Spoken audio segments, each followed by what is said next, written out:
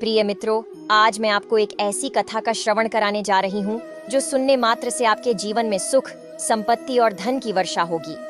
तो चलिए मित्रों, बिना देर किए कथा को प्रारंभ करते हैं। एक बार माता पार्वती पृथ्वी से भ्रमण कर भगवान शिव के पास पहुंचती है और कहती है, प्रभु, मैंने देखा है कि पृथ्वी लोक में कुछ स्त्री और पुरुष अपने साथी के साथ प्यार और समर्पण से जीवन गुजारते हैं। कुछ स्त्री और पुरुष एक दूसरे के साथ रहकर अपनी खुशियां बांटते हैं, लेकिन कुछ सालों के बाद आपस में लड़ने लगते हैं। प्रभु, मैं ये जानना चाहती हूँ कि आने वाले जन्म में क्या होगा। फिर वह जोड़ी पति पत्नी के रूप में मिलेंगे कि नहीं, और साथ ही कुछ चर्चा भाग्य के बारे में भी करना चाहती हूँ कि जो कुछ भी भाग्य में नहीं होता, क्या वह किसी इंसान को मिल सकता है। भगवान शिव कहते हैं, पार्वती, मैं तुम्हारे मन की बात समझ गया। अब मैं तुम्हें एक छोटी सी कहानी सुनाऊंगा। इस कहानी को ध्यान से सुनो। इस कहानी को बड़े ही मन से सुनना, क्योंकि इस कहानी को सुनने से तुम्हें दो ज्ञान की बातें प्राप्त होंगी। पति और पत्नी का संबंध कितने जन्मों तक रहता है और भाग्य में जो नहीं होता वह कभी नहीं मिलता। प्रिय श्रद्धालुगण, यह कहानी बहुत ही शिक्षाप्रद है, इसलिए कृपया ध्यान दें कि कहानी के आखिर तक जुड़े रहें, क्योंकि एक आधा सुना हुआ कहानी से सिर्फ आधा ज्ञान मिलता है, जो हमारे जीवन में कभी भी उपयोगी नहीं होता। आप शिव भक्त हैं तो भोलेनाथ का अनादर न करें। तो चलिए हम कहानी की शुरुआत करते हैं। भगवान शिव ने पार्वती से कहा, एक समय की बात है, एक राजकुमारी थी जिसका नाम रूपमती था, जो पूरी तरह से चरित्रवान थी, जिसकी शादी एक चरित्रवान राजकुमार सौरभ के साथ हुई थी। दोनों ही जीवन का आनंद सुख वैभव के साथ ले रहे थे। धन की कोई कमी नहीं थी, सिर्फ कमी थी तो एक संतान की, जिसको लेकर के रूपमती चिंताग्रस्त रहती थी। समय धीरे धीरे गुजरता गया। एक दिन रूपमती की तबीयत अचानक बहुत खराब हो गई। फिर वह राजकुमार सौरभ से बोली, प्रीतम, मैंने आपकी सारी बात मानी है, मैंने आपकी बहुत सेवा की है और पूजा भी की है, मगर मैं आपको एक खुशी पूरा नहीं कर सकती। वह है संतान को जन्म देने की खुशी। मुझे आभास हो रहा है कि मेरा जीवन कुछ पलों में ही समाप्त होने वाला है। मलाल मत करना, मेरे ना रहने के बाद मेरी यादों के सहारे आप अपना जीवन जीना। मैं आपको वचन देती हूँ, अगले जन्म में फिर आपकी पत्नी बनूंगी, तब मैं आपको संतान की इच्छा अवश्य पूरी करूंगी। और फिर इतना कहकर कि उस रूपमती की मृत्यु हो जाती है। फिर एक दिन सौरभ भी शरीर को त्याग देता है। फिर वह राजकुमार सौरभ एक ऐसे राजा के यहाँ जन्म लेता है जिसकी 100 रानियां थीं, और 100 रानियों के बीच में वह अकेला ही पुत्र था। उधर वह राजकुमारी रूपमती भी एक ऐसे राजा के यहाँ जन्म लेती है जहाँ 100 रानियां थीं, और सब रानियों के बीच में केवल एक ही पुत्री थी। जिस राजा के पुत्र था, उस राजा के पास में एक बहुत ही अक्लमंद और वफादार तोता था। राजा उससे बहुत सारे मामलों में सलाह लिया करता था और उसकी सलाह वह मानता भी था। भरी भरी मुश्किल समस्याओं में राजा तोते की सलाह अवश्य लेता था। एक दिन राजा ने उस तोते के पास गया और तोते से कहा, हे तोते, मैं तुम्हें एक बहुत बड़ी जिम्मेदारी सौंपता हूँ जो तुम्हें पूरी करनी है। तोता ने कहा, बोलो महाराज, मैं आपके लिए कुछ भी कर सकता हूँ। तो राजा ने कहा, तोते, तुम तो जानते हो कि मेरा एक ही बेटा है और मैं अपने बेटे के लिए कैसी बहू चाहता हूँ। तुमको पता है, तुझे मेरे लिए ढूंढ करके वैसी ही बहू लानी है। राजा ने उस तोते को अपने मन की सारी बात बता दी। बहू कैसी चाहता है? फिर राजा की बात को सुन करके वह तोता राजी हो गया, और फिर तोता ने राजा से कहा, महाराज, आप जिस तरह की राजकुमारी चाहते हैं, आपको जिस तरह की पसंद हो, आप एक पर्चा पर लिख करके और मेरे पैर में पर्चा बांध दो, और फिर आगे का काम आप मेरे ऊपर छोड़ दो। मैं वैसी ही राजकुमारी तलाश करके लाऊंगा जैसी राजकुमारी आप चाहते हैं। भगवान शिव बताते हैं कि पार्वती। फिर तोते की बात सुनकर राजा ने एक पर्चा पर अपनी पसंदीदा राजकुमारी के बारे में लिख दिया कि वह कैसी राजकुमारी चाहता है, और उस पर्चे को तोते के पैर में बांध दिया। अब तोता एक पड़ोसी देश में पहुंचा जहां बहुत तेज बरसात हो रही थी, इसलिए उसने एक जंगल में आश्रय लिया। वहां उसको एक पुराना खोखला पेड़ मिला, जहां उसने सोचा कि यह स्थान उसके आराम के लिए बहुत उपयुक्त होगा। जैसे ही तोता उस खोखले पेड़ में जाने के बारे में विचार किया, वहां से एक आवाज आई, तुम अंदर नहीं जा सकते, अगर तुम अंदर गए तो तुम अंधे हो जाओगे।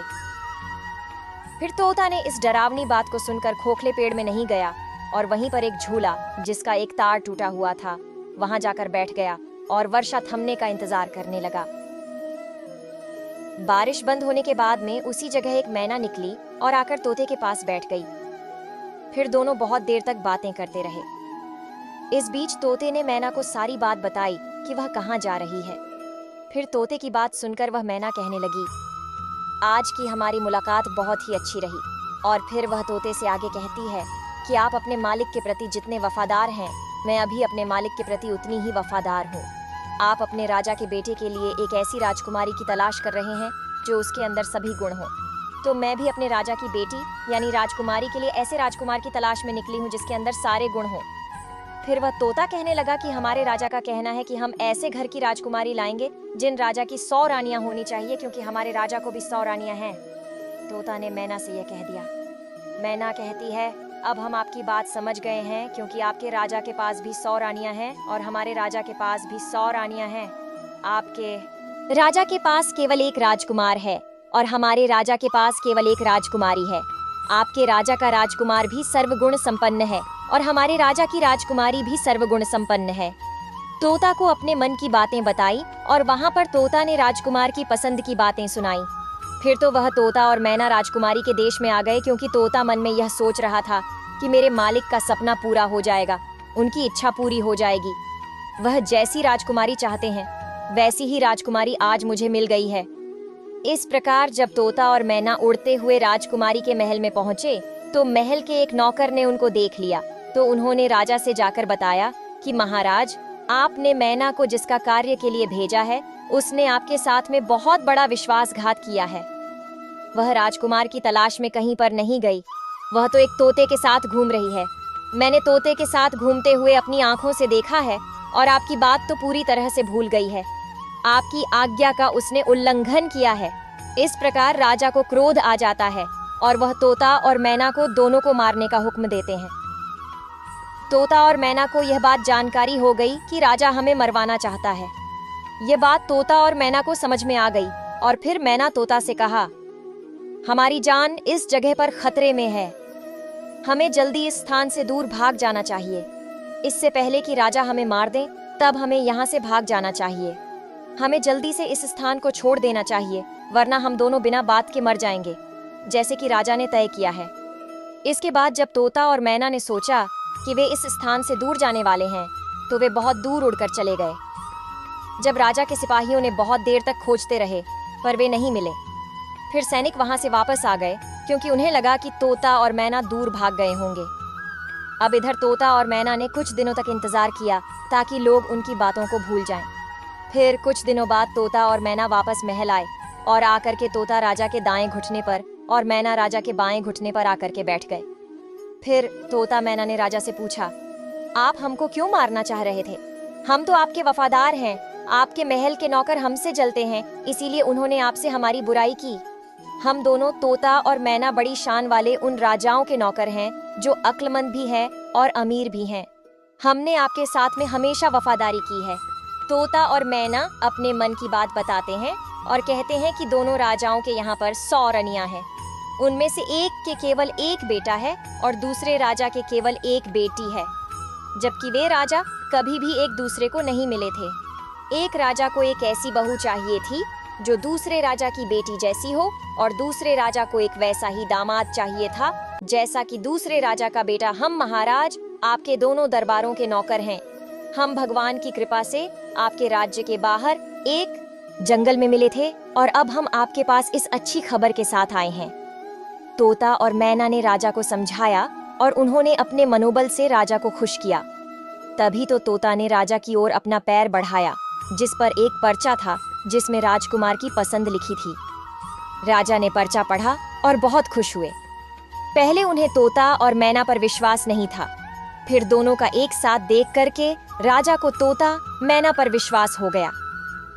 फिर राजा ने तोते के पैर से राजकुमार की सही तस्वीर निकाली और अपनी रानियों के पास में भेज दी और कहा, यह तस्वीर देख करके बताए कि राजकुमारी के लिए यह राजकुमार कैसा है।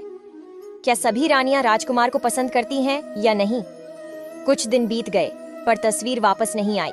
राजकुमारी को वह तस्वीर बहुत ही पसंद आई और फिर वह राजकुमारी उस राजकुमार की तस्वीर को अपने हाथ में ही लिए रखती थी। खैर कुछ दिनों के बाद में रानियों की तरफ से जवाब आया कि राजकुमार सबको पसंद है, अब उसकी शादी जल्दी ही हो जानी चाहिए, क्योंकि राजकुमारी तो राजकुमार को देखे बिना ही फोटो से पसंद कर ली है। राजा ने तोते से कहा कि तुम अपने राजा के पास यह संदेश पहुंचा दो कि एक राजकुमारी ने पसंद कर लिया है और वह चाहता है कि वे 4 महीने के भीतर शादी के लिए आ जाए। तोते ने अद्भुत आदर के साथ राजा को प्रणाम किया और फिर अपने देश की ओर उड़ गया। जब उसने अपने राज्य में पहुंचा तो तोते ने राजा को अपनी यात्रा की सारी कहानी बताया। राजा ने खुशी खुशी सुना और मन ही मन सोचने लगा कि आज मेरा सपना पूरा हो गया और वह राजकुमारी को अपने बेटे के लिए पा लिया। इसके बाद राजा ने तुरंत इस शानदार मौके को शानदार तरीके से मनाने के लिए आदेश दिया। राजकुमार के लिए राजा ने सबसे उत्कृष्ट और विशेष कपड़े बनवाए, घोड़े के लिए शानदार आसन बनवाए गए और सिपाहियों के लिए नए और विशेष वेशभूषा बनवाई गई। बहुत सारे तरह की भेंटें जैसे अनमोल हीरे जवाहरात, बढ़िया कपड़े, मुश्किल से मिलने वाले फल, कीमती मसाले और बढ़िया किस्म के इत्र आदि इकट्ठा किए गए। हर चीज को याद करके राजा ने इकट्ठा किया। महीने जल्दी ही गुजर गए। इतनी तैयारियों में समय कब निकल गया पता ही नहीं चला। शादी के कुछ दिन पहले ही राजकुमार का पिता बीमार पड़ गया और वह मर गया। अब परिवार वालों के लिए यह एक बहुत ही बड़ा धक्का था। राजकुमार को अपना शादी टालना पड़ा क्योंकि ऐसे समय पर शादी के लिए राजकुमार का जाना अपने पिता का अपमान जैसा करना दिख रहा था। फिर जैसे ही राजकुमार के पिता की मौत का अफसोस का समय बीता, फिर राजकुमार तोते के साथ में राजकुमारी के साथ में शादी करने के लिए निकल पड़ा। उधर राजकुमारी का राज्य कोई ज्यादा दूर नहीं था, इसीलिए राजकुमार तोते के साथ में बहुत जल्दी पहुंच गया और फिर राजकुमार ने अपना डेरा राजकुमारी के महल के पास वाले बगीचे में डाल दिया। अगर राजकुमार उस बगीचे में न गया होता तो अच्छा होता, क्योंकि वहां उसका तोता मर गया। उस बगीचे के माली ने उस तोते को मार दिया क्योंकि वह तोता एक खजूर पर बैठकर खजूर को तोड़ रहा था और राजकुमार की तरफ उस खजूर को फेंक रहा था। यह बात माली को रास नहीं आई और उसने तोते को मार दिया। फिर जैसे ही राजकुमार के पास यह मुश्किल आई, उसके कुछ देर बाद ही उसने सुना कि राजकुमारी के पिता ने अपनी बेटी की शादी उसके साथ करने से इनकार कर दिया क्योंकि उसका पिता मर गया था। अब बगीचे में डेरा डालने के कुछ दिन बाद ही राजकुमारी अपनी पालकी में बाहर जा रही थी तो इत्तेफाक से वही रास्ता उसके सामने आया जिस रास्ते पर वह बगीचा था। उसने बगीचे पर नजर डाली तो वहां राजकुमार को देखा। फिर राजकुमारी उस राजकुमार को पहचान गई क्योंकि उसकी तस्वीर अभी भी उसके पास में थी। उसने उस समय तो कुछ नहीं कहा और अपनी पालकी ढोने वाले कारों को वापस चलने के लिए कहा क्योंकि राजकुमारी को अपना प्रेमी मिल गया था। उसी समय उसको सब कुछ बहुत अच्छा लगने लगा। शाम को खाने के समय राजकुमारी ने अपने खाने में से आधा खाना खाया और बचा हुआ आधा खाना राजकुमार की तस्वीर के साथ में राजकुमार को भेज दिया। उसने अपनी नौकरानी से कहा कि वह राजकुमार से कहे कि वह उस खाने को खा ले और अगर वह न खाए तो उसमें अपनी उंगली घुसा दे। नौकरानी ने वैसा ही किया। राजकुमार ने खाना नहीं खाया तो नौकरानी ने उसको खाने की प्लेट में उंगली घुसाने के लिए कहा। जब उसने प्लेट में रखे चावल में अपनी उंगली घुसाई, उसने सोचा कि राजकुमारी मुझसे प्यार करती है।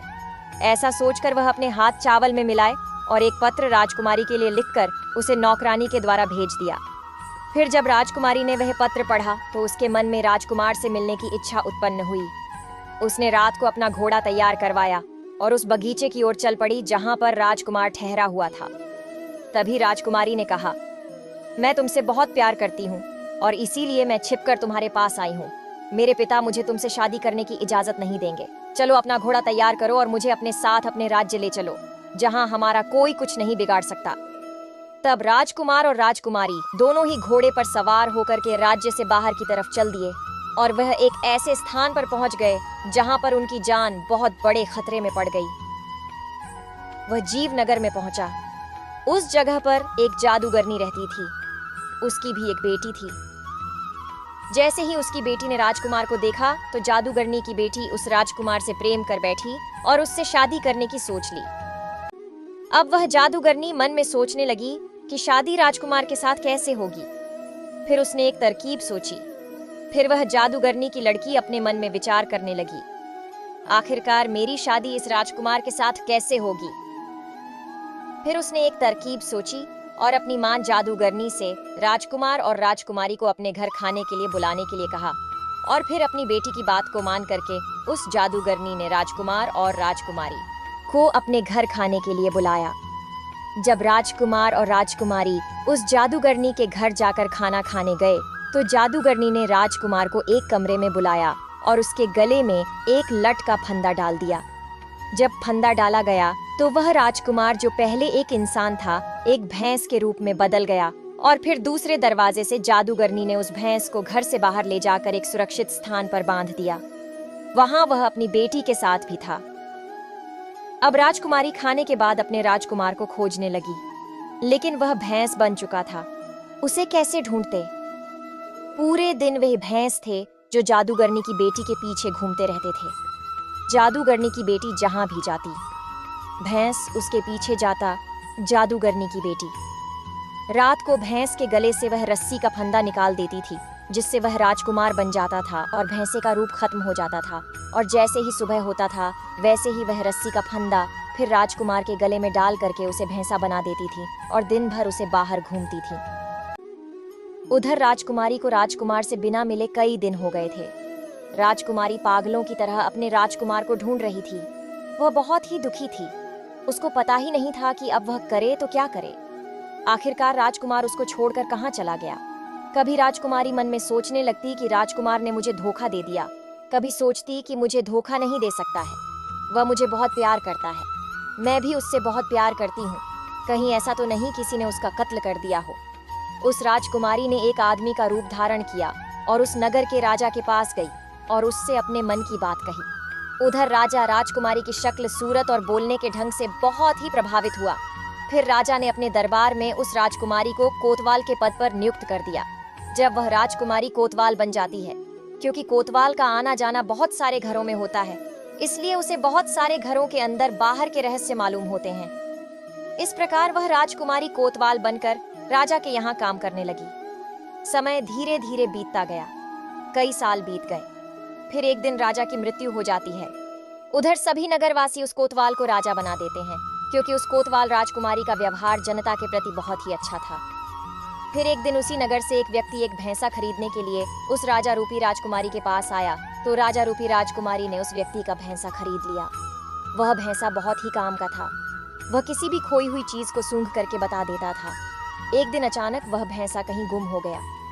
फिर तो राजा ने उस नगर में सूचना भिजवा दी कि इस नगर में जितने भी भैंसे हों, सबको यहाँ पर इकट्ठा किया जाए। उधर यह सूचना उस जादूगरनी के पास भी पहुंची। अब सभी नगर के राजा के सामने एकत्रित हुए, मगर उस जादूगरनी ने अपना भैंसा, एक राजकुमार था, उस राजा के दरबार में नहीं भेजा।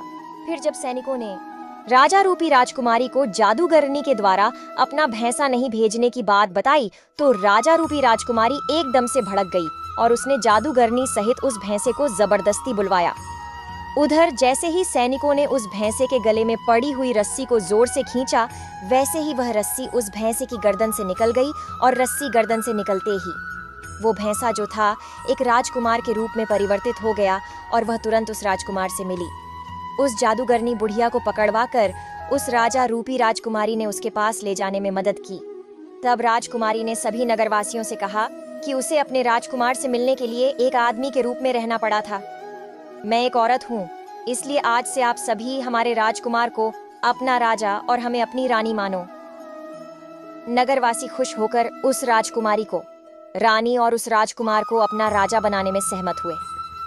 अब उस राजकुमार को राजा बनने का मौका मिला और उस राजकुमारी को रानी बनाने का सौभाग्य प्राप्त हुआ, जबकि उस जादूगरनी बुढ़िया को सूली पर चढ़ा दिया गया और उसकी बेटी को हमेशा के लिए कैद में डाल दी गई, क्योंकि जो जादूगरनी की बेटी थी उसने पूर्व जन्म में अपने पति को झूठा दोष लगा करके एक राजा की कैद में डलवा दिया था। इसीलिए इसे जादूगरनी की बेटी को भी राजा के दंड का सामना करना पड़ा। फिर वह राजा और रानी बन करके एक दिन घूमने के लिए जाते हैं और जब जंगल से होकर गुजरते हैं तो वह एक पेड़ के पास में आराम करने लगते हैं। वह पेड़ बरसों पुराना था। उस पर राजकुमार और राजकुमारी ने अपने पूर्व जन्म में एक प्रेम चिन्ह बनाया था जो पूरी तरह से सुरक्षित था।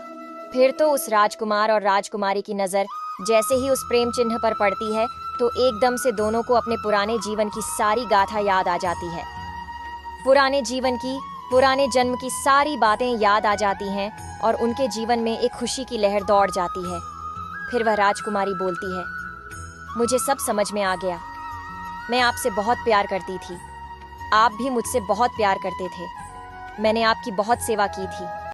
केवल मेरे मन में एक ख्वाब था कि मैं आपकी खुशी के लिए एक संतान को जन्म नहीं दे सकी, लेकिन इस जन्म में फिर हम दोनों मिले हैं और पति पत्नी के रूप में मिले हैं, क्योंकि यह हमारा सच्चा प्यार था। इसलिए हम दोनों एक होकर मिले और मुझे पूरा यकीन है कि इस जन्म में भगवान हमारी मनोकामना सुनेंगे और आपको संतान का सुख अवश्य मिलेगा। भगवान शिव कहते हैं, पार्वती, समय चलते चलते सब पिछले जन्म के कर्मों का फल अवश्य मिलता है और फिर वह राजकुमारी गर्भ धारण करती है और समय आने पर एक सुंदर संतान को जन्म देती है। इस प्रकार एक पत्नी अगले जन्म में आकर अपने पति को भी पाती है और पति की खुशी के लिए एक पुत्र रत्न को भी जन्म देती है। भगवान शिव कहते हैं, पार्वती, इस कहानी से पहले ज्ञान की बात यह प्राप्त हुई कि यदि स्त्री पुरुष आपस में सच्चा प्रेम करते हैं और आपस में तनिक भी विरोधाभास नहीं होता, ऐसे पति पत्नी का रिश्ता जन्म जन्मांतर का होता है। वहीं अगर स्त्री पुरुष को धोखा देती है तो उसे भी धोखा मिलता है और यदि पुरुष स्त्री को धोखा देता है तो पुरुष को भी धोखा मिलता है। इसलिए पति पत्नी का रिश्ता अटूट विश्वास का होता है। इसलिए एक दूसरे के साथ विश्वास बनाए रखना चाहिए और जो स्त्री पुरुष विश्वास की डोर मजबूत रखते हैं वह हर जन्म में पति पत्नी के रूप में मिलते हैं। ऐसे जैसे एक समय पर एक राजकुमारी को अपने अगले जन्म में वही राजकुमार पति के रूप में प्राप्त हुआ और उसकी आवश्यकता थी जो संतान की प्राप्ति की गई थी। फिर उसे अगले जन्म में संतान का सुख भी प्राप्त हुआ। भगवान शिव कहते हैं कि पार्वती इस कहानी से एक दूसरे जीवन का ज्ञान प्राप्त की।